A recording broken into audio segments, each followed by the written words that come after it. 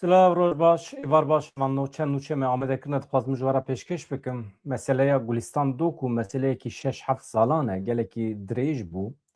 Gulistan Do ku hêjî nehatiye dîtin. Keçeke Kurd e ji Amedê ye, li Dêrsimê dixwend, zanîngeh dixwend. Lê însanên girêdayî dewleta Tirkiye, walî dibe, kurê walî dibe, kurê polîs dibe. Tev bûn yek. Gulistan Do ku di nava xwe de wenda kirin. Çi anîn serî, çawa wenda kirin, paşê jî anîn dezgehek çêkirin û destûr nedan ku malbat bi rêya hinsaziyên sivîl biçe cenazeyê Gulistan Do ku bibîne yan jî rêçawî bibîne. Ji ber ku em nizanin Gulistan Do ku jiyana xwe ji dest daye nedaye, wenda ye ne wenda ye em nizanin, em zanin ku walî ji pêş malbatê re gotiye ku keça we xwe kuştiye. Li zanîngehê dixwend, li ser vê nûçe me amadekirine niha doh bi qasî 17 kes hatin bincavkirin cara yekem piştî 6-7 salan cara yekem di dosyaya Gulistan Do ku de pêşketinekê çêbû. Walî di nava meselê de ye. Kurê walî hate bincavkirin lê malbat dibêje divê walî jî were girtin. Ji ber ku ê ku 7 sal e destûr nedaye ku Gulistan Do ku were dîtin walî ye. Çima? Çünkü kurê wî di nava meselê de bû. Kurê wî anha di binçavan de ye. Hûn ê bibêjin çima ev 7 sal e eşkere nebû, çima aniha dosyayek hetiye rê. Evan no dozgerekî yani savciyê ku li Amedê bi vê meselê re eleqedar dibû, dişûna ku meselê bikolê tam berûva jî xwestiye ser meselê binixwimîne. Çi qas kamereyên ku rêya Gulistan Do kuyê nîşan didin, berê wan kamereyan zivirandiye. Çi qas erebe di wê rê de çûne kesên ku Gulistan Do ku dîtine çûne ew tehdît kirine ji bo şahidînekin. Ew ciyê ku Gulistan Do ku tê re derbas bîye, erebe hatine tespîtkirin lê erebeya kurê walî veşartine. Kurê walî, waliyê Dêrsimê dibêjim. Kurê walî 4 caran bi ereba xwe di wê rê de çûye hatiye tam wê saeta ku Gulistan Do ku wenda bîye. Ew di dosyê de tune ye mesela. Aniha jineke nû weke savcî, weke dozger hatiye Dêrsimê karê xwe ê yekem daye ser meseleya Gulistan Do ku. Bi xêra wê canikê, canika dozger, anha ev mesele hêdî eşkere dibe. Em jinekê nas nakim, navî wî heye, ez ê ji we re bêjim. Di mesela Kurdistan de jinik çawa ye nizanim, derdê me niha ne ew e jî, em tenê zanin keçeke me a Kurd, Gulistan Do ku li zanîngeha Dêrsimê a Munzûrê dixwend, rojekî wenda bû. û çend kesa êriş kiriye. Çi anîne serî wê em nizanin. Dibe hemî eşkere bibin. Anha dibin çavan de ne? Edaleta dewleta Tirkî jî ew e. Malbatê xwe kuşt, malbatê xwe mehv kir, malbat mehv bû. Di 7 salan de heta ku mesele bikêje vê derê lêpirsîn were dest pê kirin. Ya lêpirsîn jî neda dest pê kirin. Mesele pir tevlihev bû. Yani Gulistan Do ku li ku derê ye yani rêze çalakî hatin dest pê kirin. Hê jî didomin. Ana ew cî ku hûn dibînin li ser fotoğraf, ev Gulistan cara dawî li wê derê hatiye dîtin. Di wê derê de jî ereba aynı saetê ereba kurê walî 4 cara derbas be diçe tê. Malbat dibe çi? Malbat dibe normal me fehm kir ku tiştekî anîne serê keça me. Me fehm kir keça me kuştine. Lê me xwest em bigerin em bibînin. Dibe walî hat bi malbatê re eleqedar bû. Walî hat bi zanibûn em birin ciyekî ku eleqa wê bi meselê tune ye. Çi qas xebatkarên lêgerînê ê Tirkiye ne. Ew ê dişibin afat mafatê, ew ê di nava behrê da, deryayê da, nava avê da li bedena digerin. Ekîbên taybet anîn bi milyonan dolar mesref kir. Sirf ji bo li derekî din şübhe çê bike û li Gulistanê bigerin. Û dibe bi zanebûn gotina întiharê derxist. û li derekî din lêgerîn da dest pê kirin walî. Ji bo ku mesele esasê meselê were ji bîr kirin yan jî were tarî kirin. Va îddiaya malbatê ye. Ka em binirin ber vê kudrê ve diçe, em hêvî dikin ku ev kesên ku hatine bincavkirin 17 kes rastiyê bibêjin, îtiraf bikin û cezayê xwe bikişînin û di dawiya dawî de Gulistan Do ku jî بلا ببه خودی گورک بلا وره دیتن و جورو پیوژی انسان ما بلا دست ریجی جنانک حرمت نشان بده جیانا جنکی زاروکێکی ژیانە مێرێکی ژیانە ئینسان پیرۆزە sebep çi dibe bila bibe ji ev însanên me ev dost çima giringî aniha tabî Gulistan doku bixwe însanek giring e ew tiştekî din lê di nava meselê de rêveberên dewleta Tirkî hene walî heye savcî heye dozger û gelek kesên din hene memûrên dewleta Tirkî hene hemî bûne yek êdî çi anîne serê Gulistan doku bawekî komî êdî ew aniha divê were lêkolîn kirin tam biye meseleya susûrluxê ya du mesele eşkere bû hevanno aniha em diçin Rojavayê Kurdistanê wê derê pêşketinên baş çê dibin silav ji wara hevanno hûn jî baş in silametin min qirar daye êdî ez ê bi were eleqedar bibim ez ê vêgerim cem we ez ê helê we bipirsim ez ê navê we bibêjim ez ê bersiv bidim pirsê we hûn çil dipirsin bipirsin mala we ava şîrovê we pir xweş in pir baş in heqetin gelek spas dikim Hevseroka Daîreya Tekiliyên Derveya Rêveberiya Xweser Rêzdar İlham Ehmed û Fermandarê Giştî Qesedê Rêzdar Mazlûm Ebdî ji bo rêzeke hevdîtinan çûn Şamê yek ji kesên ku wê pêra hevdîtin pêk bînin Ehmed El-Şara ye Serokkomarê Demkiyê Sûriyeyê berdevketîma serokatiya Sûriyeyê ji bo rêkeftina li gel Qesedê Ehmed Hîlalî beyan kir ku îro nûnerê serokatiya Sûriyê yê ji bo rêkeftina bîst û nehê çilek navî Emîd Ziyadê Ayîş yani welhasıl eşkere kirine agahî dane ku hem Mazlûm Ebdî û hem jî İlham Ehmed li Şamê ne ji bo rêzekî hevdîtinan ew ê çi nîqaş bikin hê nehatiye eşkere kirin yani weke şandeya Kurd çûne wê derê beriya niha li ser navê Rêveberiya Xweser a Bakur Rojhilatê Sûriyê bû aniha hûn zanin nedî ew pergal nema aniha li ser navê Kurdan ancak diçin tên yani Şam em wisa nebêjin lê Mazlûm Ebdî İlham Ehmed êdî ne li ser navê Rêveberiya Xweser a Bakur Rojhilatê Sûriyê li ser navê Rojavayê Kurdistanê li ser navê Kurdan êdî diçin Şamê hevdîtinên xwe pêk dînin ew ê hem Esad Şeybanî bibînin û hem jî Ehmed El-Şara bibînin êdî hevdîtin çê biye çê nebiye saet çi da bi dawî bû çi hatiye axaftin em nizanin belkî bi rojan bidome xuya ye ez ji were bêjim beriya niha me ji Mazlûm Ebdî bihîstî bû mijara sereke serbestiya van êsîran e milletê me ê Rojavayê Kurdistanê zextekî pir zêde dide ser Rêveberiya Xweser ji bo serbestiya van êsîran ewladê me zarokê me li ku derê ne di şer de çawa dîl hatin girtin û çawa we rêkeftin çêkiriye çawa we peyman çêkiriye bi Şamê re çima di rêza yekem ya peymanê de serbestiya van êsîran tune ye û naberê de du meh derbas bûne siway bû sê meh derbas bûne çawa hêj însanê me nehatine vir bîst û nehê çile peyman çêbiye Sibat Mart Nîsan du meh û nîv e du meh û nîv e ev zarokên me ewladên me ku amade bûn canê xwe feda bikin ji bo welatê xwe ji bo milletê xwe çawa hêjî êsîrin di destê Şamê de çima bernadin li benda çi ne yani di berdêla van êsîra da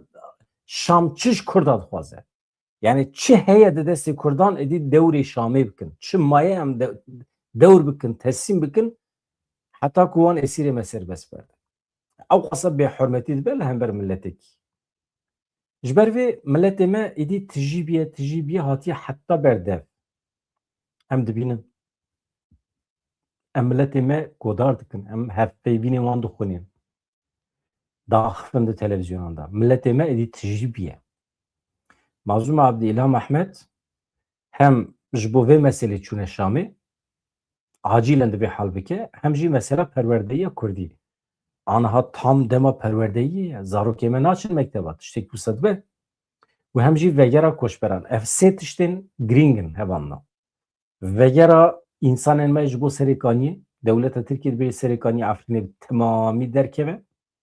İnsanın meve gerin ser mal û milkê xwe, zeviyê xwe bajûn, malê xwe temîr bikin, jiyana xwe ji cîmayî bidomînin.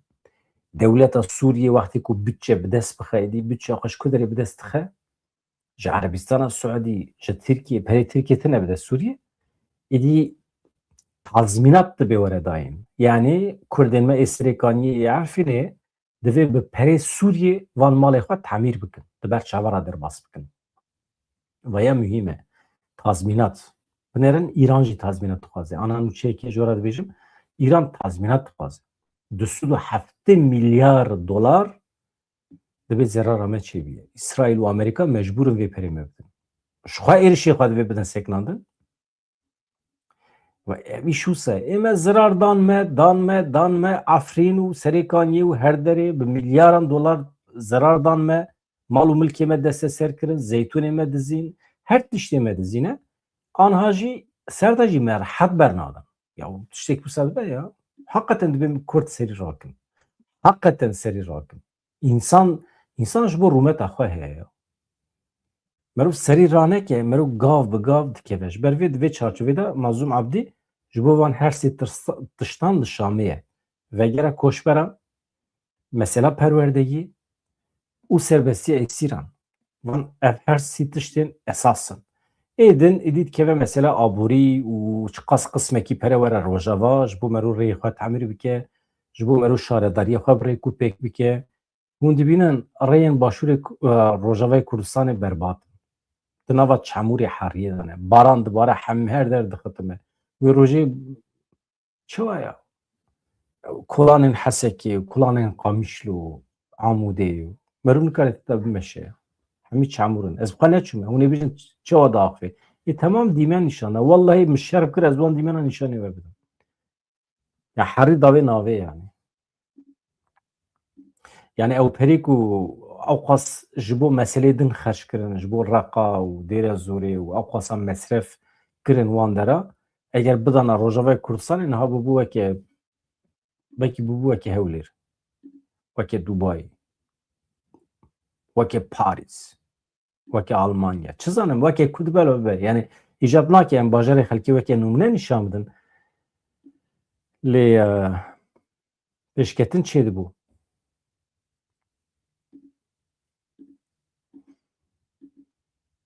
Hevanno ev xeberekî xêrê ye heysid malbatê din ber bi Efrînê ve birêketin îro gihîştin Efrînê bi selametî çûn ciyê xwe di destê wan de alên Kurdistanê hebûn xweş bû dîmen heye ez ê nîşanê we bidim.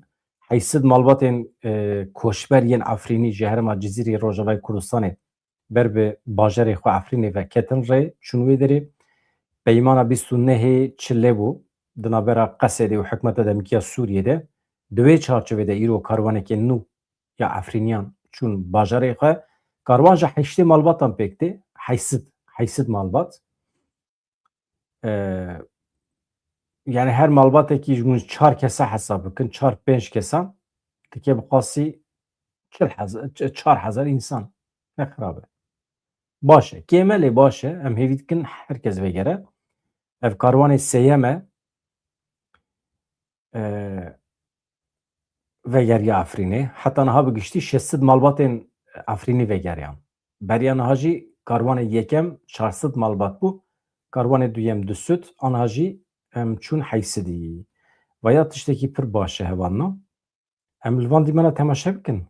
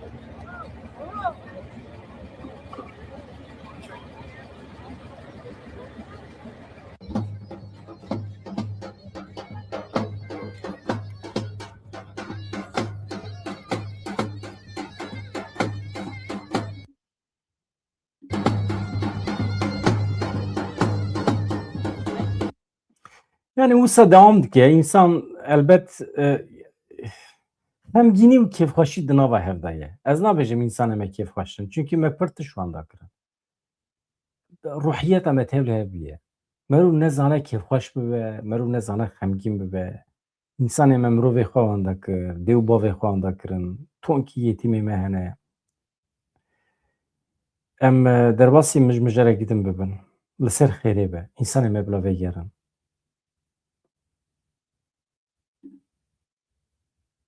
Em biçin sîwerekê. Li sîwerekê hevano ez vê bidim sêknandin.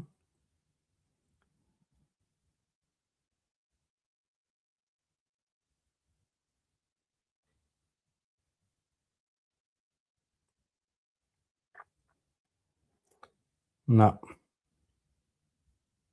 baş e. Tamam min tiştek dixwend ji bo wî dibêjim. Li navçeya Sîwerekê ya Rihayê li Bakurê Kurdistanê de êrişa biçek ya li ser lîseyekê de 16 kes birîndar bûn. Heft ji wan birîndaran çûn malê xwe, sivik bû birîndariya wan lê tedaviya neh kesan didome. Arewşa sisê ji wan gelekî giran e. Di derbarê meselê de gumanbarekî hate binçavkirin. Walîtiya Rihayê li ser mijarê daxuyaniyekê nivîskî belav kir. Li gorî daxuyaniyê êriş îro vê sibê saet derdora neh û nîvan de li lîseya Meslekî ya Ehmed Koyuncu çêbûye. Hate diyarkirin ku xwendekarê berê yê dibistanê yê bi navê OK êrişa biçek pêkaniye di dema êrişê de bi xwe jî hatiye kuştin. Ji bo pêvajoya lêpirsînê bawekî baş bi rêve biçe, du rêveberên ewlehiya navçê, du rêveberên perwerdeyiya navçê ji kar hatin dûrxistin. Li wê dibistana ku êriş pêk hat ji 14 Nîsanê ve yani ji îro pê ve tatil çêbûye ji bo 4 rojan. Em nebêjin tatil em bêjin navberdanê. Navberdana perwerdeyî ji bo 4 rojan heleka mesele çi dibe ber bi ku derê ve diçe. Anha yek hatiye kuştin, êrişkar hatiye kuştin. Rewşa sisê ji wan jî gelekî xirab e. Dîsa bi dronan êrişî Başûrê Kurdistanê kirine. Ew jî kampa Sûrdaşê ya Partiya Rojhilatê Kurdistanê ya li Parêzgeha Sulêmaniyê bûye hedef. Berpirsê pêwendiyan ê Komeleya Zehmetkeşanê Kurdistanê ê Hewlêrê Emced Hüseyin Penahî beyan kir ku di encama êrişê de 3 kes birîndar bûne. Vê êvarê bi dronan êrişê kampa Sûrdaşê ya li navçeya Dokanê ya Silêmaniyê hatiye kirin. Li aliyê din çavkaniyekê ji kampa Azadiyê ya Partiya Demokrata Kurdistana Îranê PDK Îran ew jî li navçeya Koyê ye. Wan jî beyan kir ku beriya demekî bi dronan êrişê kampa wan jî kirine. Kê êriş kiriye? İran, Dewleta Tirkiye, welatên kendavê em nizanin. Bahsa İranê tê kirin ama ez ji serî ve dibêjim Tirkiyeyê. Tirkiye dixwaze hinekî meselê tevle hev bike. Yan jî provokatörên din hene dixwazin Kurdan bikişînin nava şer. Lê di wan êrişan de wisa ziyanekî pir zerarekî pir cidî çênebiye. Saziya dış terora Kurdistanê jî di daxuyaniyekê de got vê sibê hem vê sibê hem jî piştî nîvrê saet derdora pêncê êvarê du dronên bombebarkirî ku ji xaka Îranê ve ber bi Parêzgeha Hewlêrê ve hatibûn avêtin ji aliyê balafirên şer yên koalîsyonê ve hatin bêtesîrkirin û ew ketin xwarê. Saziya dış terora Kurdistanê beyan kir ku di encama xistina dronan de tu zirarên canî çênebûne, zirarên maddî jî çênebûne. Xistina van dronan di demekî de ye ku vê êvarê bi dronan êrişî kampa Sûrdaşê ya li Parêzgeha Sulêmaniyê kirin. Ew êrişe ku me ji we bas kir. Wê derê du sê kes birîndar bûne, 3 kes. Ev êriş rastî demekî wisa tê ku ji heştê vê mehê ve di navbera Amerîka û Îranê de li Pakistanê hevdîtin hene û her wiha du heftê jî agirbest heye. Hevdîtin tam bi dawî nebûne. Ez ê nûçe ji we re bixwînim. Donald Trump dibêje dibe ku di rojên pêşme de em bi Îranê re ji nû ve bidin bistînin. Ji ber vê ev hevdîtinên li Pakistanê hinek wisa navberdanê. Lê agirbest didome ji bo du hefteyan. Em hêvî dikin ku şer çê bibe yan çê nebe. Bê şik û şüphe hevano sedî set em tev dixwazin ku rejîma qirker ya İranê hilweşe. Acayip tiştekî çêbûye. Edaleta İranê ji malbatekî 5 kesan mehkûmê cezayê îdamê kir. İdam, darvekirin. Ji malbatekî 5 kes sırf ji ber ku tevlê xwe pêşandanan bûne hatin mehkûm kirin bi cezayê darvekirinê. Kengê tên kuştin. Merû ji malbatekî 5 kes çawa dikare ceza bike? Sırf ji ber ku tevlî meşan bûne, mîtîngan bûne. Sırf ji ber ku xwestine desthilatdarî hilweşe. Ne tenê ji ber Kurdan, heqeten ji ber Farisan jî divê ev desthilatdarî li ser piya nemîne, hilweşe.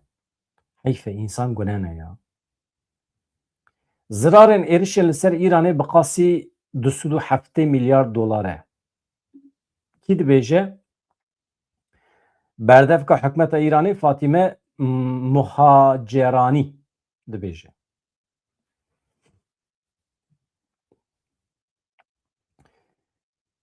Daxuyaniya xwe îro daye. Çima behsa zirarê xwe dike? Tazmînat dixwaze. Em Kurdên Rojavayê Kurdistanê jî divê tazmînat bixwazin ji Şamê ji ber ku zirar daye memleketê me.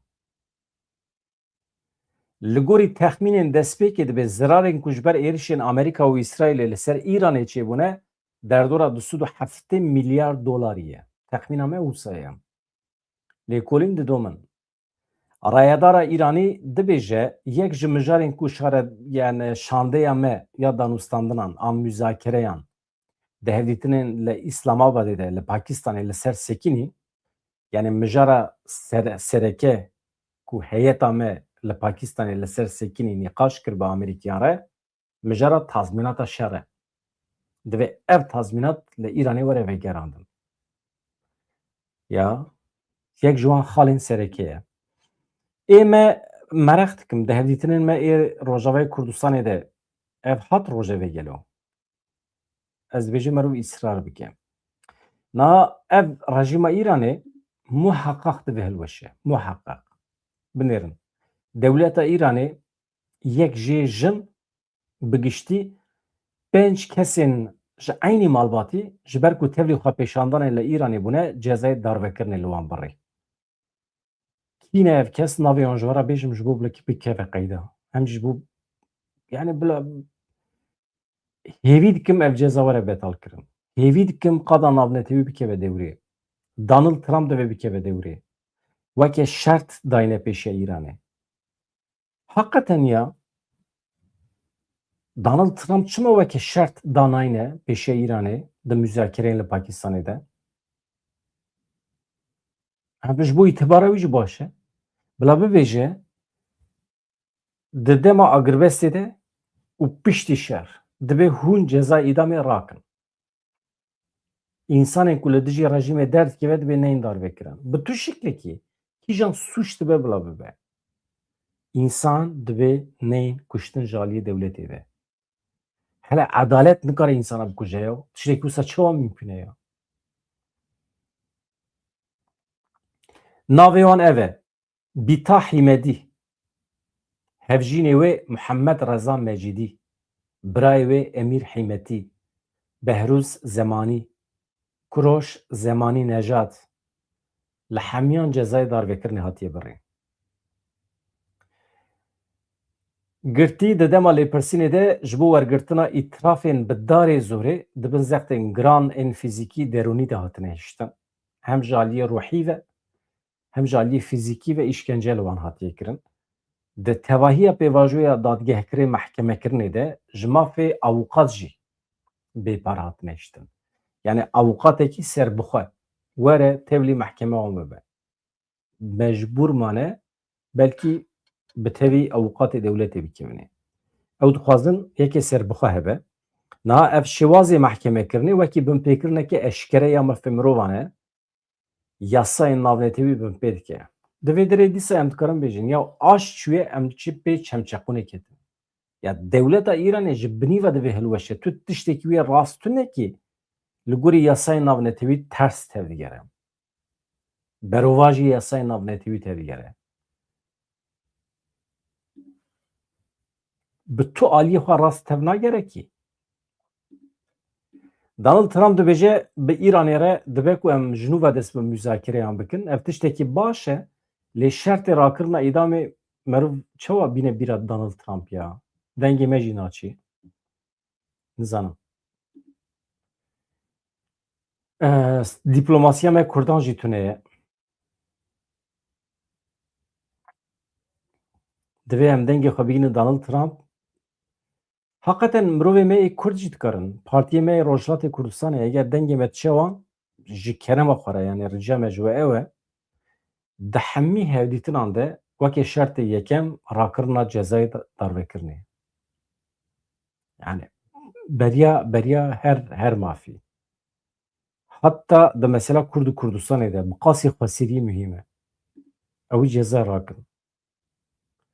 Hesen Dündar Slav Stera lê ji kerema xwe re vê gotinê Kurdî bibêje ya. Tam bağımsızlık Kürdistan. Mesela bêje serxwebûna Kurdistanê. Serxwebûneke mutlak ya jî mutlak ji Erebiyê. Bêje serxwebûna tam a Kurdistanê. Ew wisa bêje ji kerema xwe re. Ka binivîsîne ez danîm ser ekranê. Bila hebe yani. Ya heval me ji we re tiştek bêjim. Bila ji bîra min neçe. Binêrim. Wextê ku em dibêjin serxwebûna Kurdistanê nayê wê manê ku sibê du sibê em serxwebûna Kurdistanê îlan dikin. Mesele wextê ku em dibêjin dewleta Kurdistanê nayê wê manê ku em sibê ava dikin. Mesele ev e tiştek ku mirov ji xwe bipirse. Kurd wekî millet, wekî netew xwedî mafe ku bibe dewlet, bibe serbixwe. Yani mafê vî milletî heye. Dewleta Tirk jî, Şam jî, İran jî dibe dünya jî dibe qebûl bike ku milletekî bi navê Kurd heye, ev netew e, netew e ji ber ku pir aliyê wanê hevbeş hene. Hem çand û kültûr, hem ziman, hem coğrafya. Tiştek ku milletekî dike netew, ew mevcûd e nava milletê Kurd de. Temam? Milletê Kurd netew e. Niha jê re weke mafê milletê Kurd heye serxwebûna xwe îlan bike. Menfaetê milletê Kurd di ku derê de ye, ew mirov dikare nîqaş bike. Mesela. Niha canan hevalê me meselê şaş datîne ser masê. Wisa nîqaş dikin mîna ku heqê milletê Kurd tune ve dewlet ava bikin. Ya heval heqê milletê Kurd ku serxwebûna xwe îlan bike, dewlet ava bike heye. Ama tu dikarî vê îdia bikî. Tu bibêjî hevan nav elbet heqê we heye hûn dewlet îlan bikin.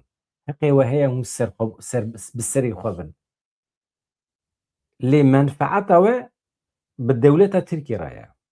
Menfaeta we bi Şamê re ye. Vê hûn dikarin bêjin.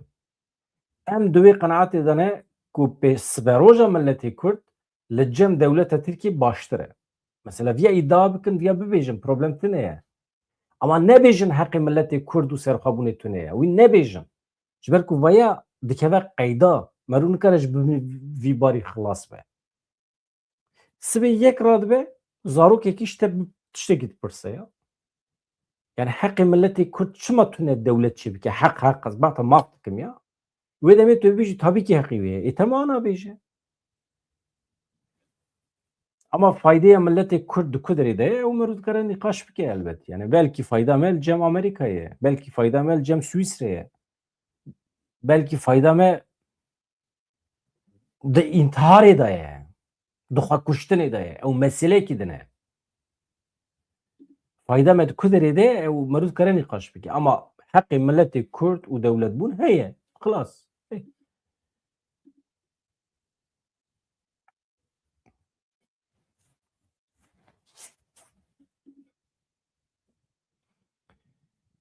Donald Trump ragihand ku danûstandanên aştiyê yên ku bi Îranê re têne meşandin dibe ku di nava du rojan de li Pakistanê ji nû ve dest pê bikin. Serokê Amerîkayê Trump di hevpeyvîna xwe ya taybet ya bi New York Times Postê re mijarên li rojevê nirxand.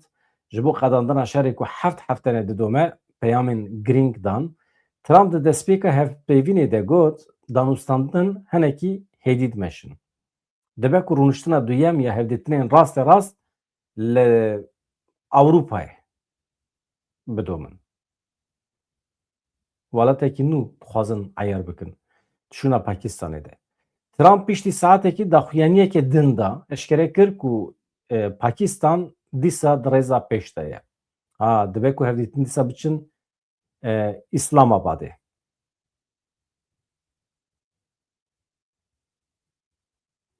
Divê hûn li wê derê bimînin ji ber ku di nava du rojan de dibe ku hinekî tişt biqewîmin. Em bêtir meyl dikin ku herin wê derê çima hûn dizanin dibe ji ber ku Maraşalê Qadê karekî bêkê masî dike. Trump pesnê fermandarê giştî Pakistanê da Asî Munîr ya kira dibe pesnê vî cameyê dide. Trump jî hema pesnê her kesî dide yani bifikirin ku pesnê Tayyip jî daye. Pesnê Baxçelî nedaye. Baxçelî îro pir xirab a xifiye bila haya we hebe. Terörsüz Türkiye û Mürkiye filan û bêvan. Baxçelî bawer dikim vegeriya ser eyarê xwe. Behsa Kurdan û mafê Kurdan nake. Divê pêvajoyek ku em di nav dane bi temamî pêvajoya tunêkirina terorîzmê ye. Ji bo anîna aramiyê ye. Ji bo milletê Tirk pir muhîm e. Yani qet behsa Kurdan nake. Tu tiştekî da. Hema wî Kurd û Kurdistan nine. Hevan em hinek werin ser hişê xwe baş dibe.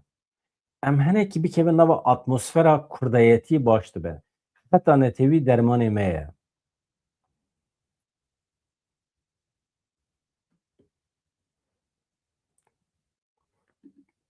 Et çima keniya. Strana nofa hat bîra min nofa. Nofa. Dermanê me Kurdan heqeten xeta netewî ye. Yani dermanê me ne nofa ye. Ne nofaya Tirkan û ne nofaya Ereban e. Dermanê me xeta netewî ye.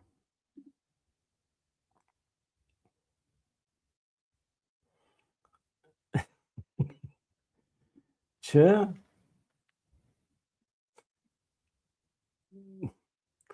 Ya ji bo meriv were sûcbarkirin dibe vatan hebe. Vatan. Na hevan no. Tiştekî wisa tune ye. Em ê min rewşa min hinekî taybet e.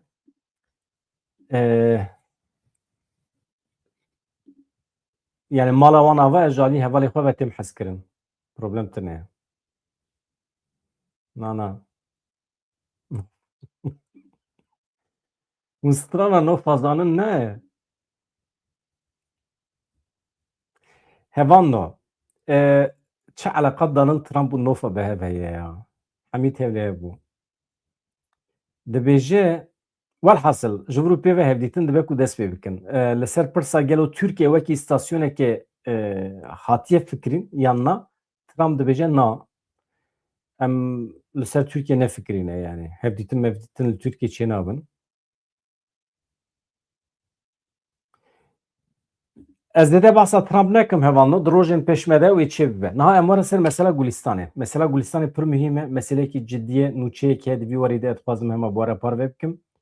Di wandakirina Gulîsta Doku da rola karmendên dewleta Tirkiye di serî de walî gelekî girîng e. Mesele pir ciddî ye. Hevalno em hema dest pê bikin. Niha dozgerê nû yê Dêrsimê dozgera nû Ebru Cansu ye. Ebru Cansu henkî hatiye Dêrsimê li ser kar gotiye ez vê meselê divê ronî bikim.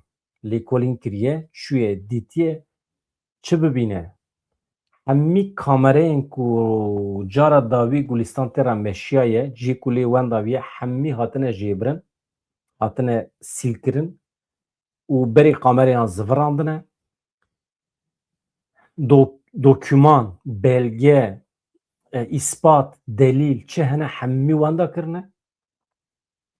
Tenê delîlekî heye di destê Ebru Cansu da min nizane bû rojekê ez ê awqasa pesnê dozgerekî Tirk bidim. Ez nizanim ew çi were serî jî, ez nizanim ew ber bê ku derê ve biçe lê di doza Gulistan Doku de bi dehan karmend berpirsên dewleta Tirkiye hatin binçavkirin hevano. Waliyê berê ê Dêrsimê aniha divê ew jî were binçavkirin. Malbat li bendê ye ji ber ku ew di nava sûjbaran de ye ê ku delîl wenda kirine waliyê dewletê ê Dêrsimê ye. We goterê ez bê şîrove nûçe bixwînim baştir e ji ber ku ez şîrove keve navê hinekî nûçe belav dibe. Di doza Gulistan Dokuyê de ku piştî 6 salan ji nû ve hate vêkirin şahedekî dizî nihênî jê re dibêjin ji tîma lêkolîna sûçan ya jendarmeyan re got ku Gulistan Doku hatiye kuştin. Ev şahed e. Di navê wî tune ye. Dizî ye yani. Di lêkolîna bi amûra Bin Erdî de valahiyekî mîna gorê hatiye tespît kirin. Wan cîhazan tespît kirine ku tiştekî weke gorê heye çûne vedane lê tam diyar nebiye ka bedena Gulistanê beriyan hatê de hatiye veşartin yan nehatiye veşartin. Şahed dibêje ji tirsa dîtina termê Gulistan Dokuyê cihê cenaze carinan hatiye guherandin. Pêşî li derekî dikin çel paşê derdixin dibin derekî din ji bo neyê dîtin. Niha parêzerê malbata Dokuyê Alî Çîmen di daxuyaniyekê xwe de anî ziman ku hîn hemû karmendên giştî nehatine binçavkirin. Kesê ku di wendakirina Gulistan Dokuyê de rol lîstine cih girtine qismekî wan hê jî li dervan e. Yek ji wan ez zanim revî Ewropayê lê hat girtin nehat girtin nizanim. Di dereqê wan de aniha ew doz hatiye vekirin. Biryara girtinê. Alî Çîmen parêzer diyar kir ku di nava sûjbaran de yani gumanbaran de rêveberên payebilind ê dewletê jî hene. Ew ê di rojên pêş me de werin binçavkirin. Di doza Gulistan Dokuyê de 13 Nîsanê gava herî berbiçav hat avêtin ku bi salan e herkes li bendê bû. Di çarçoveya Lêpirsînê de li heft bajarên cuda ê Bakurê Kurdistanê û Tirkiye di derheqê 13 kesan de biryara girtinê hat dayîn.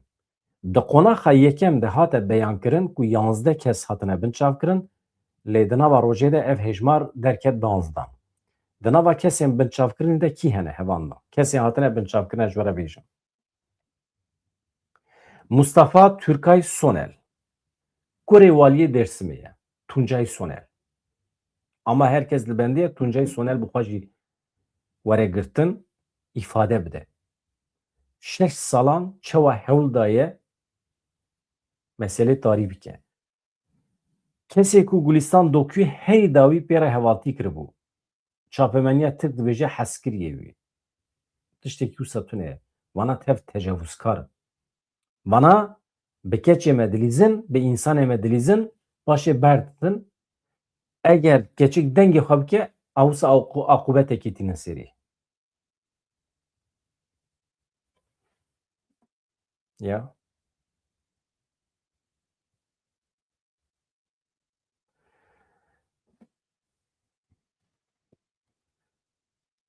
Hûn ji bo vê hevokê dibêjin?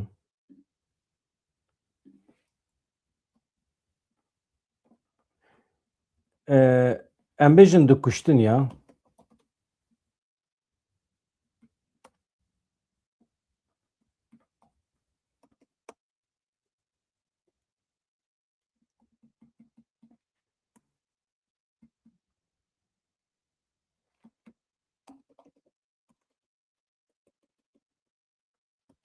Baş e. Hevanno mesela Gulistan Doku dibê ronî bibe.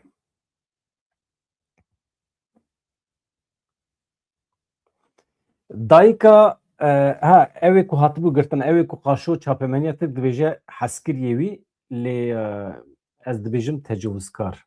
Tecavuzkarê Gulistan Dokuyê belkî. Em tiştekî wisa zelal em nizanin. Zeynel Abakarov. Başnavî wî çima cuda ye? Abakarov hevanno ev bi dayika xwe re tê Dêrsimê bi polîsekî Tirk ê Dêrsimê re dizewije diya wî. Ew jî dibe mîna kurê polîs. Başı Zeynel Cemile Yücer. Na. Ev Zeynel Abakov ev kesi ku yani tecavüzkarı Gülistan doku emusa bejin. Yani kesi ku heri davi Gülistan doku pere hevditin pekaniye. Zeynel Abakarov Diyavi Cemile Yücer ev ku hatiye le Türkiye bir polis ekira zevciye Cemile Yenavi Yücer. Zırbavi Engin Yücer Zırbavi polise Engin Yücer polise ki Türkiye ev Cemile Yücer tepera zevciye Kore Cemile jî Zeynel. Hersi Gülistan doku dane wenda kirin balikariya walî û kurê walî. Ji wekî din jî gelek kesê din hene. Parazvanê walî, korumayê walî heye. Şükrü Eroğlu ew jî hatiye binçav kirin. Lêpirsîn êdî ne tenê wekî dosyaya wendabûnê tê revebirin, êdî weke dosyaya kuştinê. Yani dozgerî, ew dozgeriya ku aniha nû hatiye, ew canika ku me navê wê da Ebru Cansu dibêje mesele êdî meseleya kuştinê ye. Kuştin û veşartina kesekî. Reşkirina delîlan wekî sûç e. Jêbirina şopên dijîtal, bikaranîna desthilata giştî û îhtîmala veşartineke organîze. Hemî perçên sûçan e. Beriyan hatenê çi hebû? Dozeke wendabûnê hebû. Gülistan doku wenda ye. Aniha êdî mesele kuştin û veşartin, reşkirina delîlan, jêbirina şopên dijîtal û kamereyê ku min ji we re bes kirin, vana hemî êdî perçên sûç in. Di nava bûyerên ku di nava dosyê de cihê digirin,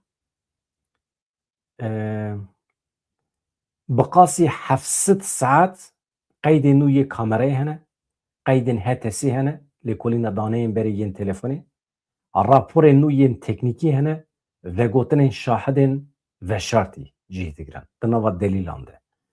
700 saet qeydên nû yê kamerayê. Ew ê tev werin lêkolîn kirin. Tişta herî girîng hevano, ez bawer dikim walî xwişka Gülistan doku jî dibêje. Walî ji bo ku ser vê meselê bigire pir hewl da. Li derekê de xetayekî kir. Ew jî ku dirê bû? Kurê wî di rêya Gülistan doku da rêya herî dawî ku Gülistan doku lê hatiye dîtin, bawer dikim li ser viyadûkê ye. 4 caran bi ereba xwe bi BMW derbasbiye çûye hatiye. 4 caran. Tamam. Halbuki hemî erebeyên ku di wê derê re çûne hatine, hemî hatine qeydkirin. Plaqê wan hemî hatine girtin, hemî ketine nava dosyayê. Lê di nava dosyayê de erebeya kurê walî tune ev canika savcî, dozger dibêje madem ki 4 caran kurê walî çûye hatiye, çima plaqa wî tune divê dosyayê de. Ew ê derê de dikeve şüpheyê. Walî navê kurê xwe nexistiye dosyayê. Di wê derê de jinik digire û ben dikişîne digêje heta walî û mesele aniha hêdî ronî dibe. Di lêkolînên berê de hatibû tespîtkirin ku Gülistan doku bi xeta telefonê a li ser navê bavê xwe herî dawî bi Abakarov re axifiye. Ew kesê bawer dikim Azerî ye. Ew ê ji Azerî be Zeynel Abakarov. Herî dawî bi wî re axifiye. Hatta çûye mala wî jî li derî xistiye. Paşê li ber derî şer kirine, Gülistan derketiye çûye. Çûyîn ew çûyîne. Çawa ji mala wî derdikeve diçe, êdî wenda dibe. Ji wê saetê şûn be. Di nirxandinê teknîkî yên pişt re kete dosye, Abakarov hinek peyamên di telefona xwe de jê dibe. Hinek peyamên ku wî piştî wendabûna Gülistan doku şandine, bal kişandiye. Hinek kesên derdora wî jî îfadeyên nakok dane. Wana hemî dibin mesele, ji xwe ev kesî ku em behs dikin hevano, zemanekî ew bavê xwe revîn çû ne de roja xwe wenda kirin, Paşê walî xwedî li wan derket. Yani Gulistan tiştekî tînin serê Gulistanê, Gulistan nîvê şevê telefonê wî dike, dibe ez têm, diçe, li derê wî dixe, derî jê re venakin û keçik dike der, keçik wextê ji malê derdikeve diçe, çûyîn ew çûyîne û paşê jî êdî ew Zeynel telefonê kurê walî dike û bi hev re diçin awî dikujin, wenda dikin û ew jî heye. Korumayê valî, parasvanên valî ew jî dibin alîkar û tiştekî tînin serê Gulistanê. Em hê jî nizanin çi tînin serê. Niha xwendekara sala duyemîn a beşê zanîngehê bû Gulistan Doku, zanîngeha Munzurê ji pêncê çile 2020 virva wenda ye, agahî jê nayê wergirtin. Li gorî dosyayê lêpirsînê, Gulistan Doku tam wê rojê ji rawestgeha li hemberî walî li minibûsê swar bûye, lê êdî nehatiye tespîtkirin. Ka li ku derê ye. Li ku derê ji minibûsê piya bûye nayê zanîn. Lê carkî em pê hesiyan telefonê wî kurikê kiriye çûye mala wî. Ew ê em zanin. Aynê rojê bi hevalê xwe yê berê Zeynel Abakarov re hevdîtin kiriye. Aynê rojê rast e. Sinyala dawiya telefona wî li xeta viyadûka Sarı Saltûkê hatiye wergirtin. Veya çi qas tişt îfade dike nizanim. Di salên destpêkê ê dosyayê de îhtimala xwe kuştinê derketibû pêş. İhtimala xwe kuştinê çima derketibû pêş? Çünkü walî çûbû cem malbatê bi îsrar ji malbatê re gotibû werin diçin ser çem, walî dibêje ez zanim keçe we xwevira da avîtiye xwarê. û bi sedan însanan ji bajarên cuda ê Tirkiye tînin, sporan tînin, ev însanê dikevin binê avê, bi milyonan pere xerc dikin bîle sebeb. Ji bo Gulistanê bigerin, maxsus, bi zanebûn. Ji bo şopa Gulistanê biguherînin. Halbikî malbat dibêje ya ev walî zane Gulistan hatiye kuştin. Zanel ku derê kirine çal, çawa veşartine. Çima bi zanebûn ew qas însanan tîne, ekîbên lêgerînê tîne dixe nava wan avan, binê avê, seravê, maxsus, sırf ji bo şopê bide guherandin. Wana hemî derketin ortê. Mesele ev e, yani skandal e. Di salên destpêkê dosyayê de îhtimala xwe kuştinê derketibû pêş, li bendava Uzun Çayîrê bi mehan lêgerîn hate kirin li ser daxwaza walî, tevê vê yekê jî tu şopekê Gulistan Dokuyê nehate dîtin. Hat diyarkirin ku hinek qeydên kamereyên ku viyadokê dibînin yan qet nehatine wergirtin yan jî ne zelalan. Kamereyeke zanîngehê jî xerab bûye mesela wê demê. Janiha rêveberên zanîngehê jî tên girtin. Di dîmenan de hate dîtin ku Gulistan Doku şeva beriya wenda bûna xwe çûye mala Abakarov, ew xortî ku em bas dikin, kurê polîs. Roja din ew ciyê kamere hatiye guhertin. Rojek beriya wî ciyê kamereyê cuda ye, roja din berê wî guherandine. Deriyê malê xuya nake. Ev yek jî ketiye nava girtînameyan. Yani dosya bi dozgerê nû re ji nû ve hate kûrkirin. Ev dozgera nû, ev jin e dozgera nû. Baş e? Evan nû.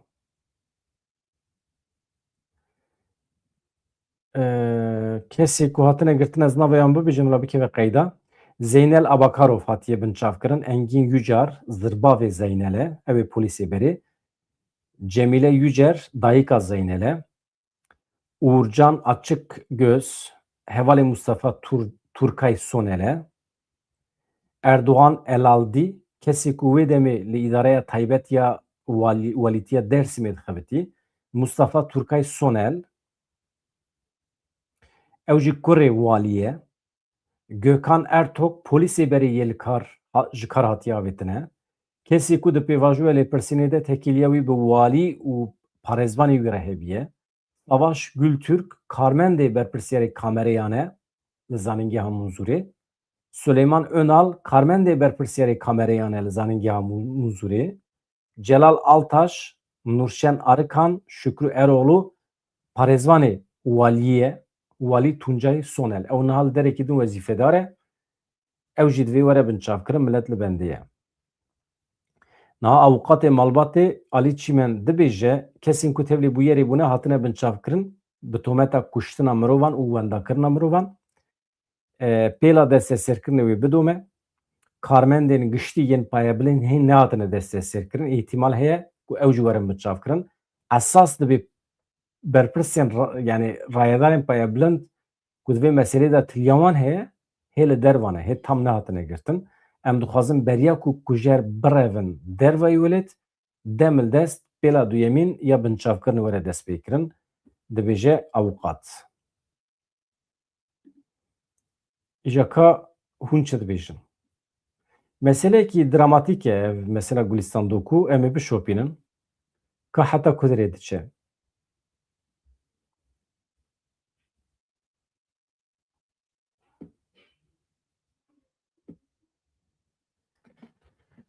Ya na. Mesele FETÖ meselesinin ne ya? Devleta Tirkiye ji binî ve qirêje ji xwe re li tiştan digere. Ez xatir ji we bixwazim hevanda. Hûn destûra min didin.